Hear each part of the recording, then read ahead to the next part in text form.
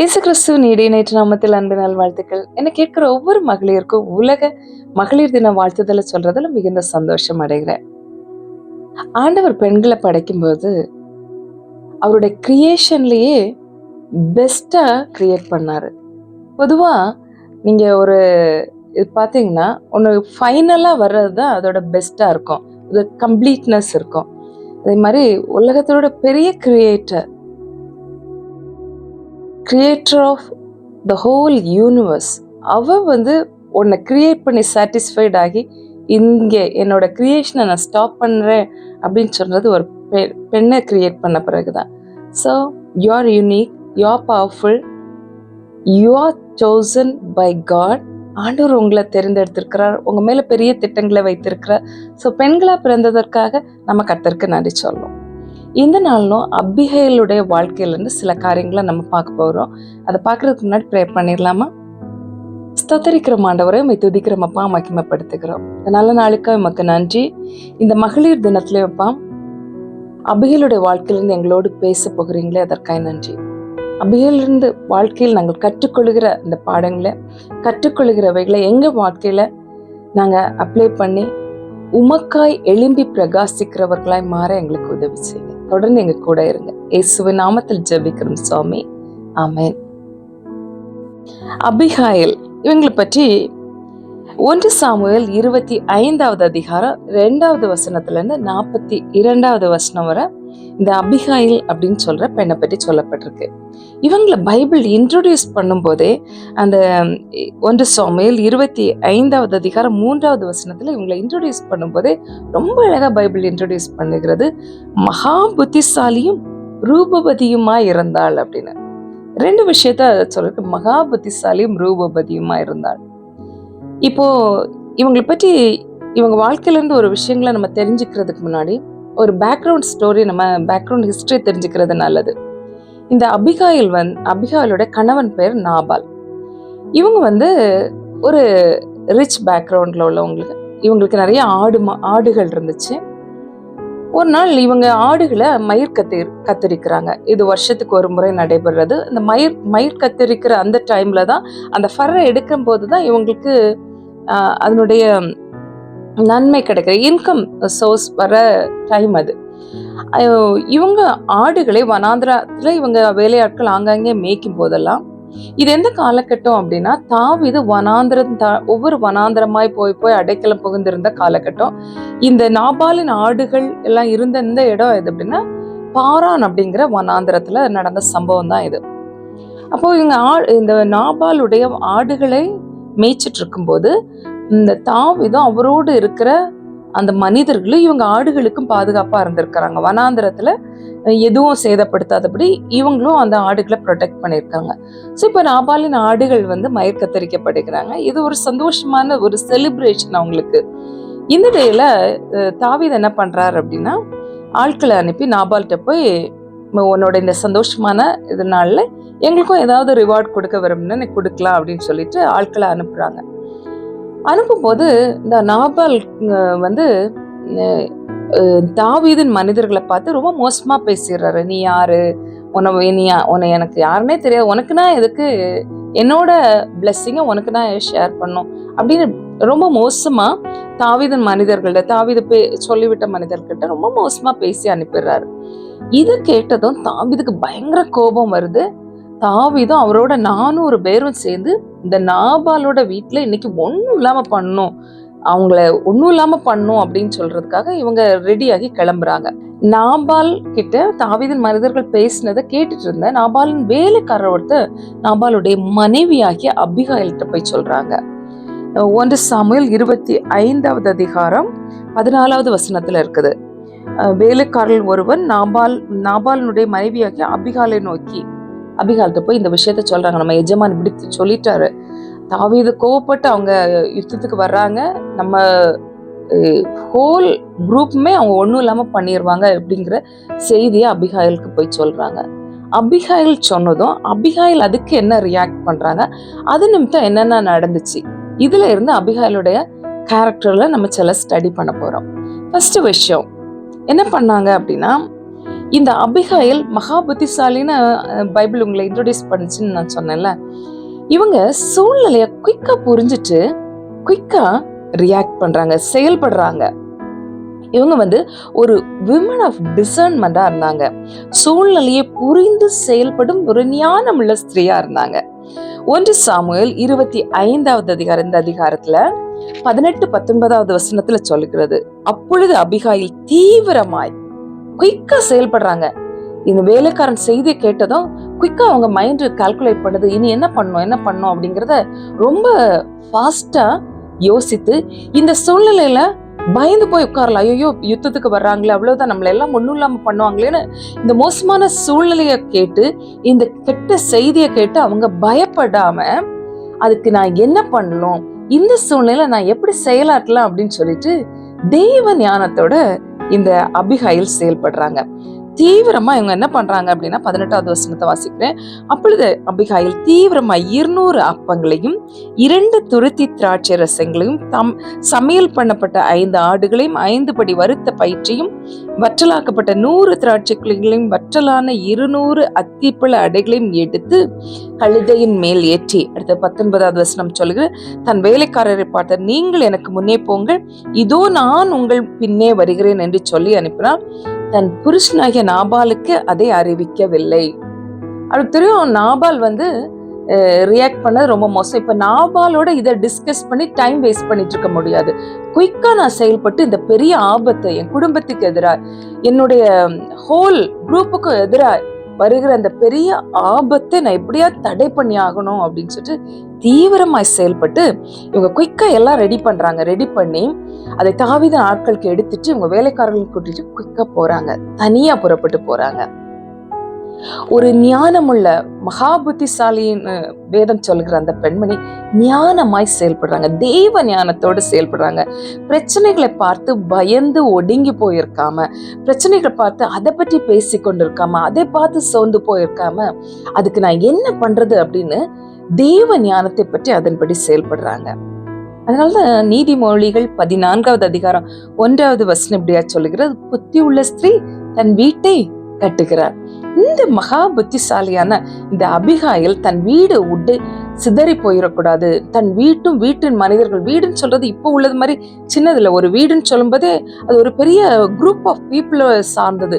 இந்த ஜனங்கள் அழிந்து போக கூடாது, இவர்கள் எல்லாம் காக்க வேண்டிய பொறுப்பு என்கிட்ட இருக்கு, நான் ஏதாவது செய்தாக வேண்டும் அப்படின்னு சொல்லிட்டு குயிக்கா அதுக்கு என்ன செயல்படணுமோ அதை செய்யறாங்க. சில நேரத்துல நம்மளை சுற்றி மோசமான சூழ்நிலைகள் வரும் பொழுது நம்ம அதை பார்த்து பயப்படுறோமா, இல்ல தேவன் கேட்டு இந்த இடத்துல நான் என்ன செய்யணும், நான் என்ன மாதிரி செயல்படணும் அப்படிங்கிறத கேட்டு தேவ ஞானத்தோடு செயல்படுறோமா அப்படிங்கிறத நம்ம செக் பண்ணிக்கணும். கர்த்தர் நம்மளை தேவ ஞானத்தினால் நிரப்பி இருக்கிறார். சூழ்நிலை பார்த்து சோர்ந்து போயிருப்பதற்காக அல்ல. ஒரு நாபால் எதை பற்றியும் கவலைப்படாம, ஃபியூச்சரை பற்றி யோசிக்காம எதோ பேசிட்டார். ஆனால் இங்க ஒரு ஞானமுள்ள ஸ்திரீ, மகா புத்திசாலியான ஸ்திரீ அந்த பெரிய அழிவை தடுக்கும்படியா புறப்பட்டு போகிறார், குயிக்கா செயல்படுறாங்க. நம்மளையும் கர்த்தர் அப்படித்தான் தெய்வ ஞானத்தோடு தீவிரமாய் செயல்படும்படியா அழைக்கிறார்.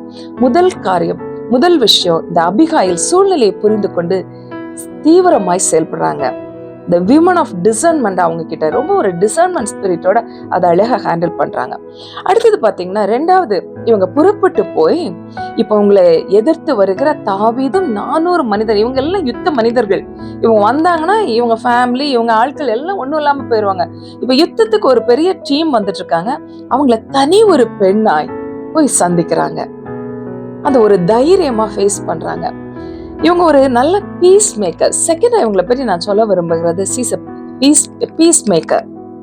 1 சாமுவேல் 25வது அதிகாரத்துல எப்படி நம்ம பார்த்துட்டு போகும்போது இவங்க தீவிரமா போறாங்க, போய் தாவீதை சந்திக்கிறாங்க. 23வது வசனத்துல அபிகாயில் தாவீதை காண்கையில் தீவிரமாய் கழுதை விட்டு இறங்கி தாவீதுக்கு நேராய் தரையில் முகம் குப்புற விழுந்து பணிந்து, இவங்க என்ன பண்றாங்க, போய் தாவீதை பாக்குறாங்க, பார்த்து பணிகிறாங்க, பணிந்து பேச ஆரம்பிக்கிறாங்க. என் கணவன் தப்பு பண்ணிட்டாரு, மன்னிச்சிருங்க அப்படின்னு பேசுறது மட்டும் இல்ல, அந்த இடத்துல அந்த ஒரு யுத்தம், ஒரு பெரிய பிரச்சனை, ஒரு பெரிய டிசாஸ்டர் வரக்கூடிய சூழ்நிலைய அழகா இவங்க ஹேண்டில் பண்ணி அதை ஒரு சமாதானமான சூழ்நிலையா மாற்றுறாங்க. இவங்க அழகா தாவீது கிட்ட என்ன பேசணுமோ அழகா பேசுறாங்க, ஞானமா பேசுறாங்க. நீதிமொழிகள் 31வது அதிகாரம் அதனுடைய 26வது வசனம் சொல்லுகிறது, புத்தி உள்ள ஸ்திரீ தன் வாயை ஞானம் விளங்க திறக்கிறாள் அப்படின்னு சொல்லிட்டு. இந்த அபிகாயில் அப்படி தன்னுடைய வாய ஞானம் விளங்க திறக்கிறாங்க. சரியான வார்த்தைகளை கரெக்டா பேசுறாங்க.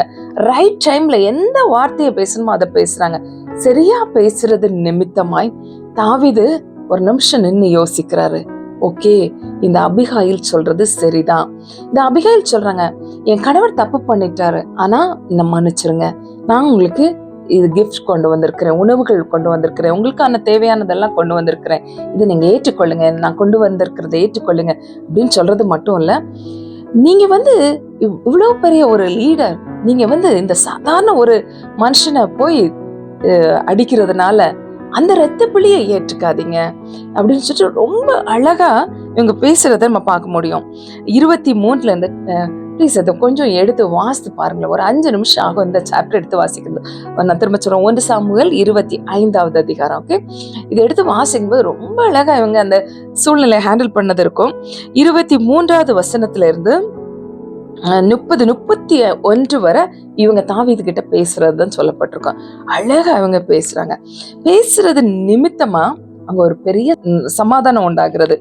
அதனால 35வது வசனத்தில் தாவீது இப்படி சொல்லுகிறார், அவள் தனக்கு கொண்டு வந்ததை தாவீது அவள் கையில் வாங்கி கொண்டு அவளை பார்த்து, நீ சமாதானத்தோட உன் வீட்டுக்கு போ, இதோ நான் உன் சொல்லை கேட்டு உன் முகத்தை பார்த்து இப்படி செய்தேன்.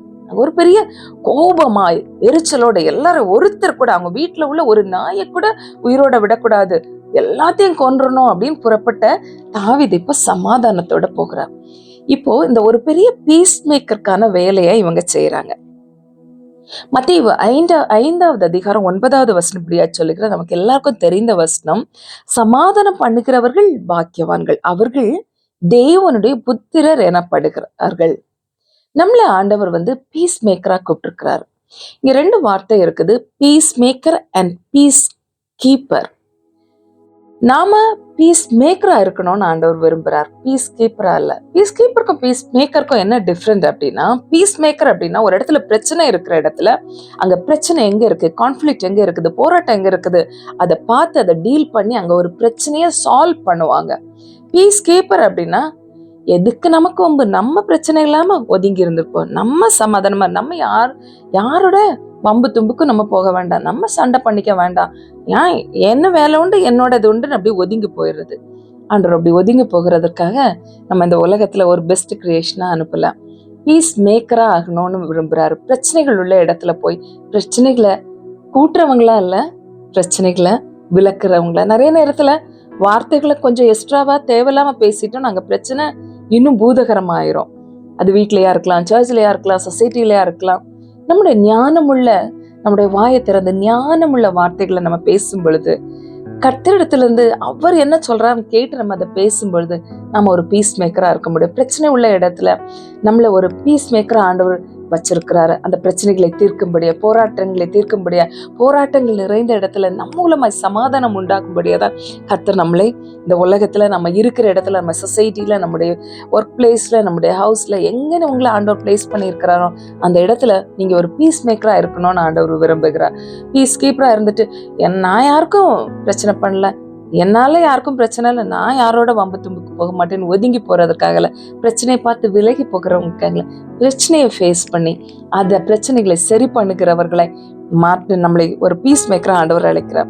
முதல்ல நான் சொன்னேன், இவங்க ஒரு சூழ்நிலை புரிந்து கொண்டு செயல்படுகிற ஞானம் உள்ள பெண்ணா இருந்தாங்க. 2வது, இவங்க ஒரு சமாதானம் பண்ணுகிற ஒரு நல்ல பெண்மணியா இருந்தாங்க. 3வது ஒரு காரியம் பார்த்தீங்கன்னா, இவங்க தேவனுடைய திட்டத்தின் மேல் நம்பிக்கையுடைய ஒரு பெண்ணா இருந்தாங்க.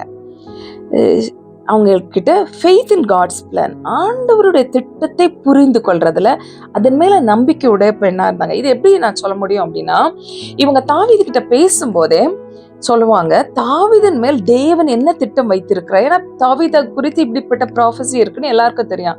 ஆனா பிரசன்ட் சிச்சுவேஷன் தாவீதுக்கு எதுவுமே நடக்கல. வனாந்தரமா சவுல்னால் துரத்தப்படுறாங்க, ஓடிட்டே இருக்கிறாங்க. ஆனா தாவீது எதிர்காலத்தில் ஒரு ராஜாவாய் ஆவார், இஸ்ரவேலின் மன்னர் ஆவார் அப்படிங்கிற ப்ராஃபஸி எல்லாம் இருக்குது, தேவ திட்டம் இருக்கிறது அப்படிங்கறது ஹோல் இஸ்ரவேல் பீப்புள் தெரியும். நிறைய பேர் அதை நம்பவே இல்லை. இவன் என்ன வனாந்திரமா அலைஞ்சிட்டு இருக்கிற, இவனை யார மன்னராக்குவோ அப்படின்னு நினைச்சிட்டு இருந்த நேரத்துல இந்த அபிகாயில் தேவ திட்டத்தை நம்பினாங்க.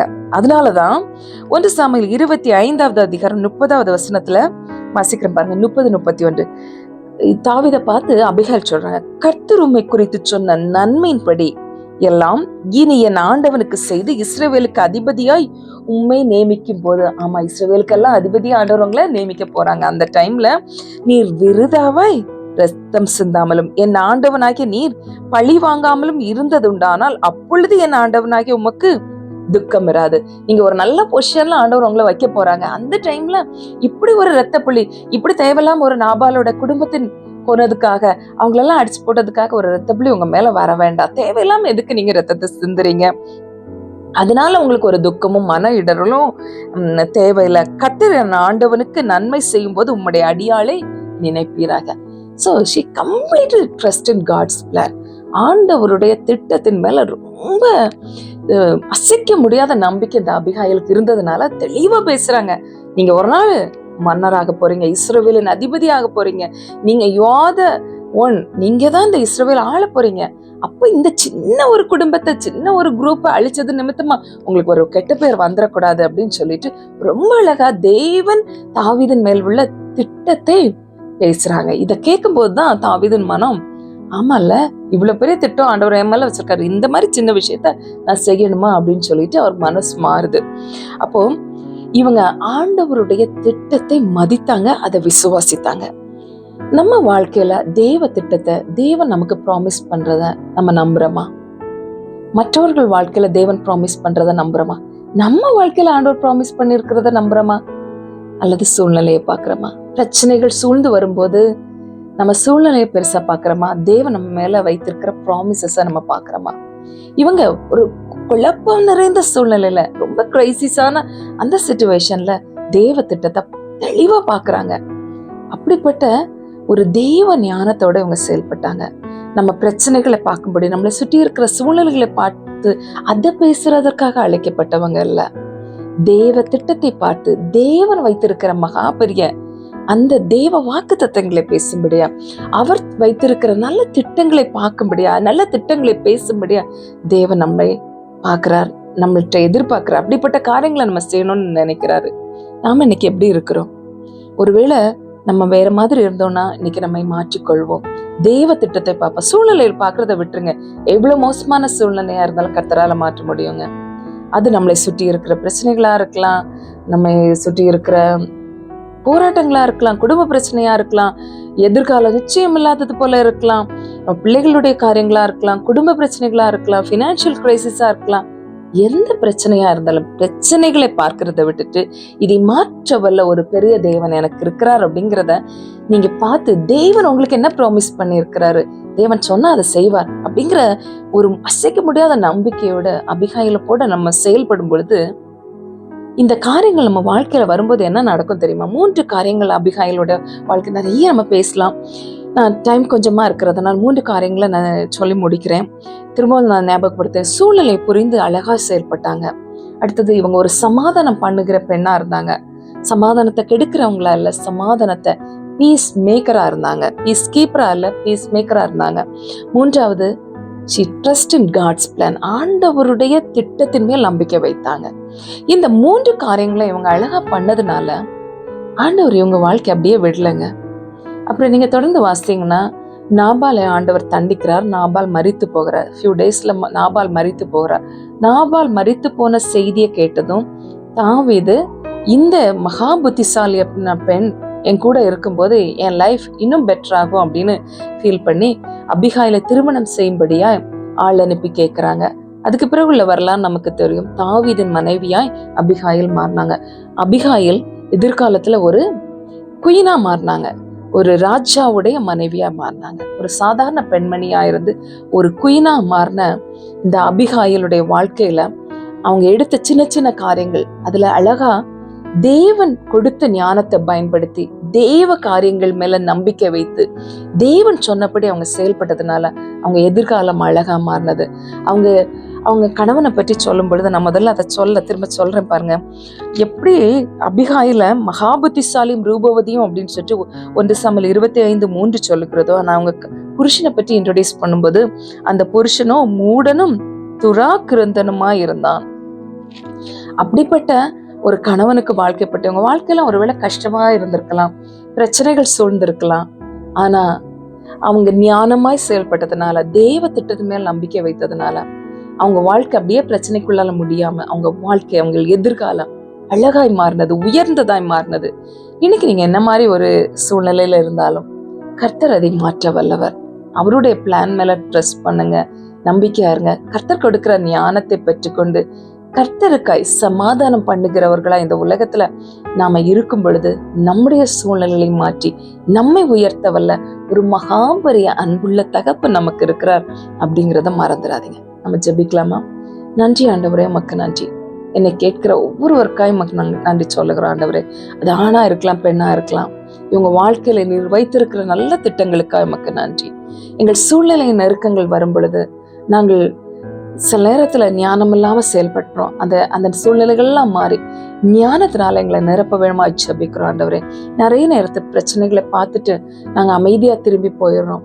எங்களை நீங்க விரும்புகிறது போல சமாதானம் பண்ணுகிறவர்களை எங்கள் ஒவ்வொருவரையும் மாற்ற வேணுமா நாங்கள் ஜெபிக்கிறோம். அதே போல நீர் எங்கள் மேல் வைத்திருக்கிற நல்ல தேவ திட்டத்தை நம்பி சூழ்நிலைகள உம்மை நோக்கி பார்க்கிற அந்த இருதயத்தை எங்களுக்கு கொடுக்க வேணுமா ஜெபிக்கிறோம். என்னை கேட்கிற ஒவ்வொருவரையும் இயேசு நாமத்தில் பிளஸ் பண்றோம். வாழ்க்கைகள் மாறட்டும், சூழ்நிலைகள் மாறட்டும், போராட்டங்கள் மாறட்டும்.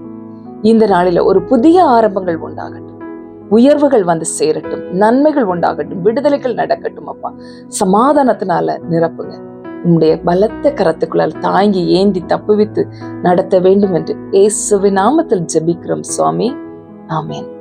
சந்தோஷமா இருங்க. கர்த்தர் உங்க கூட இருக்கிற உங்க வாழ்க்கையை உயர்த்த போகிறார். God bless you.